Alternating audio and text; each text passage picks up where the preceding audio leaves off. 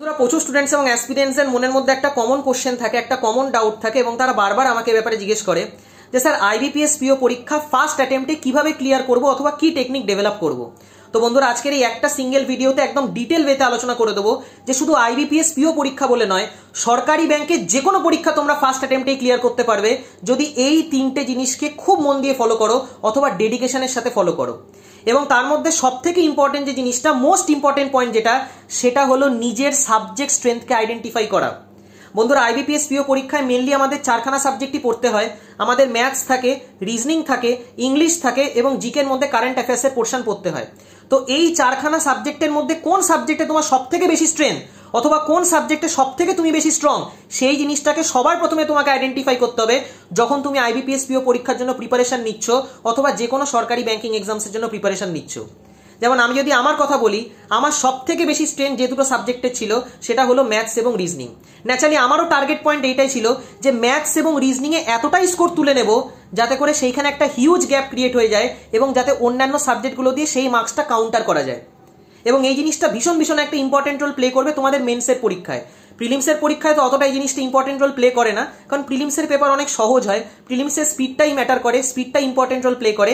কিন্তু মেন্সের পরীক্ষায় যে ছেলেটা অথবা মেয়েটা ম্যাথস এবং রিজনিং একটা ভালো অ্যাডভান্টেজ নিতে পারবে, তার ইন্টারভিউ কি, তার জিকের পোর্শন কি, তার ইংলিশের পোর্শন কি, তাতে যদি একটু কম নম্বরও আসে তাও তার ফাইনাল সিলেকশন হয়ে যাবে, তাও তার ফাইনাল লিস্টে নাম ঢুকে যাবে। তো ন্যাচারালি নিজের সাবজেক্ট স্ট্রেংথকে আইডেন্টিফাই করতে হবে যে তুমি কোন সাবজেক্টে স্ট্রং। হয় তোমাকে ম্যাথসে স্ট্রং হতে হবে, নয় তোমাকে রিজনিং এ স্ট্রং হতে হবে, নয় তোমাকে ইংলিশে স্ট্রং হতে হবে। এবং তুমি যদি ম্যাথস অথবা রিজনিং এ স্ট্রং না হও তো সেটাকে স্ট্রং তোমাকে বানাতে হবে, কারণ এন্টায়ারলি পুরো ব্যাংকিং এক্সাম ম্যাথস এবং রিজনিং এর উপর ডিপেন্ড করে। তোমরা যে কোনো পরীক্ষা তুলে নিতে পারো, আইবিপিএস পিও পরীক্ষা তো সব থেকে বেশি অ্যাডভান্টেজ যে দুটো সাবজেক্টের হয় সেটা হলো ম্যাথস এবং রিজনিং এর।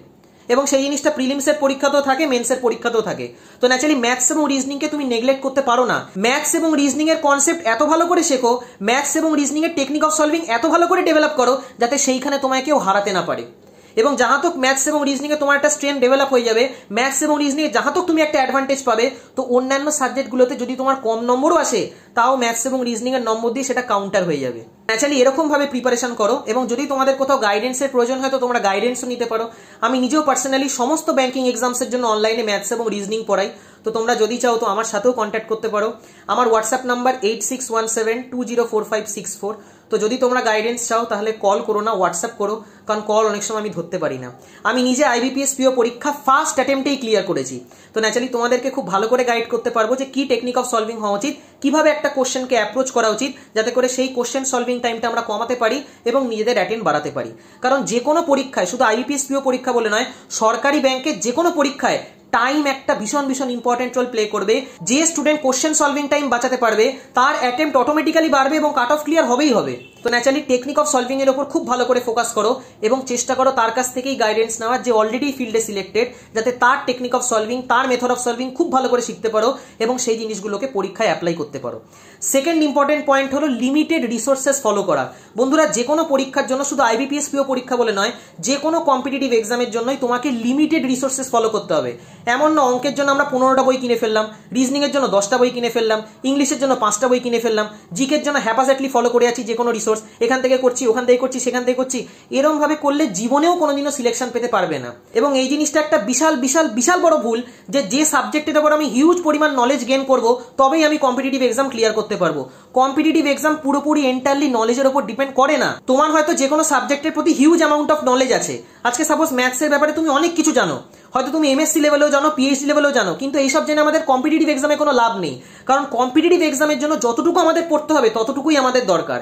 আজকে হয়তো রিজনিং এর তুমি অনেক কিছু জানো, আজকে হয়তো ইংলিশের তুমি অনেক কিছু জানো, আজকে হয়তো ইংলিশের উপর তুমি গ্র্যাজুয়েশনও কমপ্লিট করেছো, কিন্তু ইংলিশে গ্র্যাজুয়েট হওয়া সত্ত্বেও হয়তো কম্পিটিটিভ এক্সামে তোমার ইংলিশের নম্বর বাড়ছে না অথবা ইনক্রিজ হচ্ছে না। তো ন্যাচারালি কম্পিটিটিভ এক্সামের জন্য প্রিপারেশন লেভেল একদম আলাদা হয়। কম্পিটিটিভ এক্সাম কখনোই পুরোপুরি নলেজের উপর ডিপেন্ড করে না।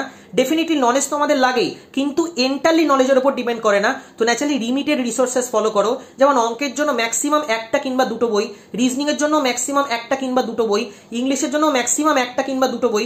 যদিও বা ইংলিশের আমি একটাই বই ফলো করেছিলাম, ম্যাথসের আমার নিজস্ব নোটস তৈরি করা আছে, রিজনিং এর আমার নিজস্ব নোটস তৈরি করা আছে। তো ম্যাথস এবং রিজনিং এর জেনারেলি আমি কোনো বই ফলো করিনি, ম্যাথসের একটা হায়ার লেভেলের বই ফলো করেছিলাম এবং সেই জিনিসটা তোমাদের সাথেও শেয়ার করেছিলাম, সেটা হলো কোয়ান্টাম ক্যাট বাই সার্ভেশ ভার্মা। যদিও বা সেটা হায়ার লেভেলের বই, কিন্তু ওই বইটা শুরুতে তোমরা কেউ ফলো করো না, বেসিক জিনিস আগে ক্লিয়ার করো, এবং যখন তোমাদের বেসিক্স পুরো রেডি হয়ে যাবে, যখন তোমাদের মক টেস্টে ভালো নম্বর আসছে, ভালো পার্সেন্টাইল আসছে, তখন সেই জিনিসটাকে আরো ইমপ্রুভ করার জন্য তোমরা হায়ার লেভেলের বইতে যেতে পারো। কিন্তু হায়ার লেভেলের বইও একটাই আমি ফলো করেছিলাম, তার বেশি ফলো করিনি। তো ন্যাচারালি নিজের প্রিপারেশনকে লিমিট করতে শেখো, যে জিনিসটা ভীষণ ভীষণ ইম্পর্টেন্ট যে কোনো কম্পিটিটিভ এক্সামে, এবং সেই জিনিসটা IBPS PO পরীক্ষার জন্যও খাটে। এবং থার্ড ইম্পর্টেন্ট পয়েন্ট অথবা 3 নম্বর গুরুত্বপূর্ণ পয়েন্ট সেটা হলো মক টেস্ট সলভিং টেকনিক এবং মক টেস্ট সলভিং অ্যাপ্রোচ। আজকে যখনই তোমরা কোনো সাবজেক্টের সিলেবাস পুরোপুরি কমপ্লিট করে ফেলেছো, তারপর সেই সাবজেক্টের উপর তোমাকে মক লাগাতে হবে। আজকে যখন তোমার ম্যাথসের সিলেবাস শেষ হয়ে যাচ্ছে, রিজনিং এর সিলেবাস শেষ হয়ে যাচ্ছে, তারপর এইগুলোর উপর তোমাকে মক লাগাতে হবে। এবং মক লাগানোরও টেকনিক আছে, মক লাগানোরও অ্যাপ্রোচ আছে। এমন না যে মক আমরা হ্যাপাসেটলি লাগাবো, মক লাগানোরও অ্যাপ্রোচ আছে, যে কোন কোশ্চেনটা আগে করব, কোন কোশ্চেনটা আগে সলভ করব, যদি কোনো কোশ্চেন না মেলে তো সেই কোশ্চেনটার পেছনে কতবার ট্রাই নেব, একটা মককে কত হিটে সলভ করব। যেমন আমি তোমাদেরকে শেয়ার করেছিলাম যে আমার মক টেস্ট সলভিং করা 3 হিট মেথড। তো ন্যাচারালি এইভাবে আমরা মক টেস্ট দিই, কখনো মক টেস্ট আমরা একটা হিটে সলভ করি না। তো ন্যাচারালি মক টেস্ট সলভিং অ্যাপ্রোচও জানতে হবে, শুধু প্রিলিমসের জন্য না, মেন্সের জন্য। মেন্সের কথা যদি বলি তো IBPS PO পরীক্ষায় মেন্সের মধ্যে কোশ্চেন সিলেকশন একটা খুব ইম্পর্টেন্ট রোল প্লে করবে, যে তুমি ঠিকঠাক কোশ্চেনটা সিলেক্ট করছো কিনা। কারণ ম্যাথসেও তোমাকে ঠিকঠাক কোশ্চেন সিলেক্ট করতে হবে, কারণ সমস্ত কোশ্চেন তুমি সলভ করতে পারবে না মেন্সের পরীক্ষায়। ঠিক সেরকমই রিজনিং এর পেপারও যদি বলি তো রিজনিং এরও কিছু সিলেক্টিভ কোশ্চেন তোমাকে সিলেক্ট করতে হবে, কারণ রিজনিং এরও ফুল পেপার তুমি সলভ করতে পারবে না।